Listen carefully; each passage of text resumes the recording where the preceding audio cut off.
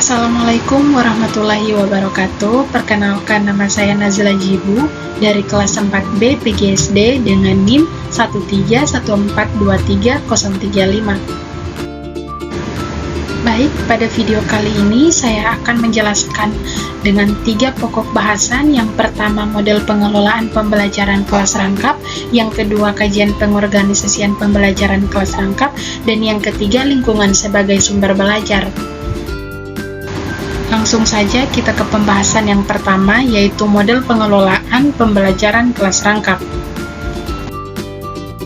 Nah, pembelajaran kelas rangkap atau multi-grade teaching merupakan sebuah model pembelajaran dengan menyatukan beberapa siswa terdiri dari 2 atau 3 tingkatan kelas dalam satu ruangan yang dipimpin oleh satu guru saja dalam beberapa waktu. Pembelajaran kelas rangkap menekankan 2 hal utama dalam proses pembelajarannya, yaitu kelas digabung secara terintegrasi dan pembelajaran berpusat pada siswa.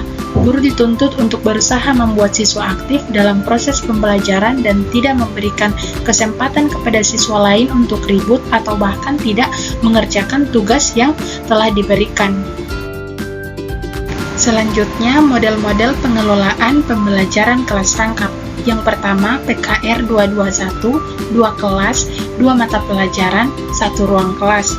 Dapat dijabarkan, model ini digunakan ketika 2 kelas diajar dalam satu ruangan yang sama, tetapi masing-masing kelas mempelajari mata pelajaran yang berbeda. Yang kedua, PKR 222, 2 kelas, 2 mata pelajaran, 2 ruang kelas.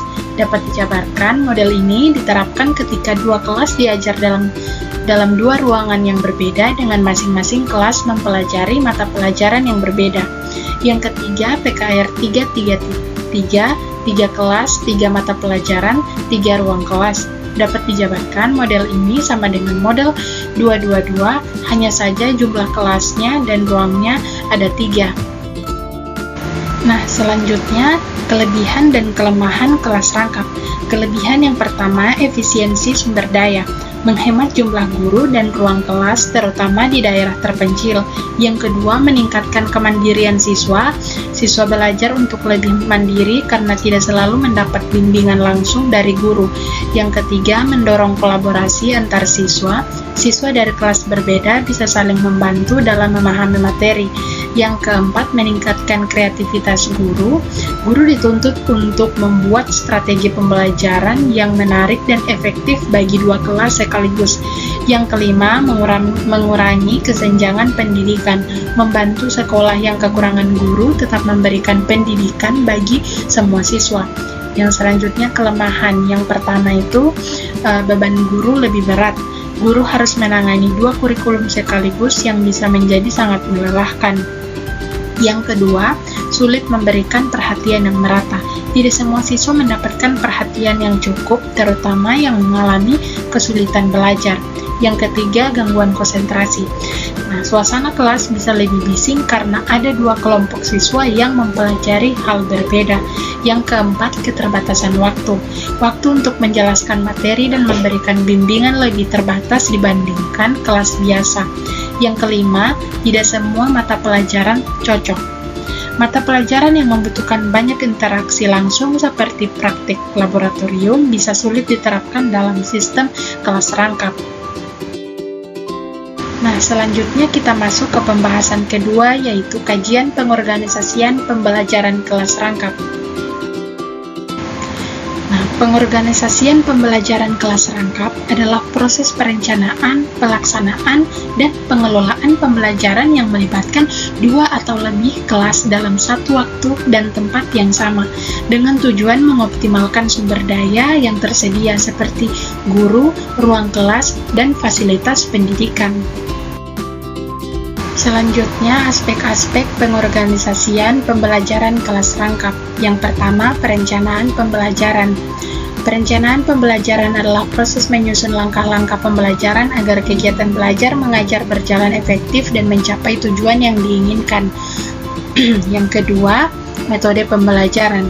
Metode pembelajaran adalah cara atau strategi yang digunakan guru untuk menyampaikan materi agar siswa dapat memahami dengan baik. Yang ketiga, pengelolaan kelas.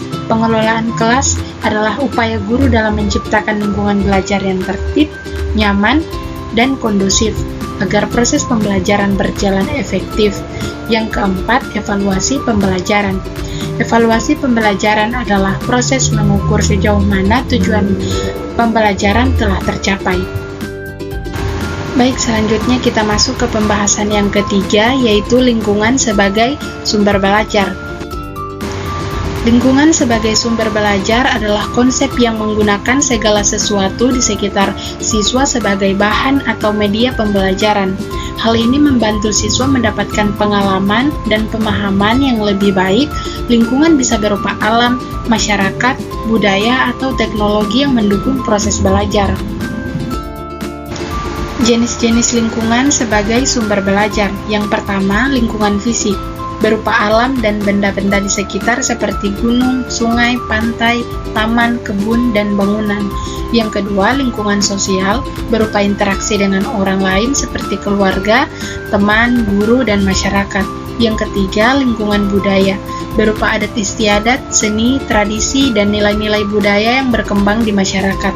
Yang keempat, lingkungan teknologi, berupa media digital, internet, perangkat lunak, dan teknologi lainnya yang mendukung pembelajaran. Nah, selanjutnya manfaat lingkungan sebagai sumber belajar. Lingkungan sebagai sumber belajar membantu siswa memahami materi dengan lebih nyata dan menarik. Siswa bisa belajar langsung dari alam, masyarakat, budaya, atau teknologi di sekitar mereka. Hal ini membuat pembelajaran lebih menyenangkan, mudah dipahami, dan relevan dengan kehidupan sehari-hari. Selain itu, belajar dari lingkungan juga bisa melatih keterampilan bakat kritis, kreativitas, dan pemecahan masalah.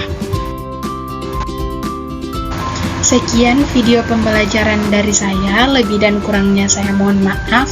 Wassalamualaikum warahmatullahi wabarakatuh.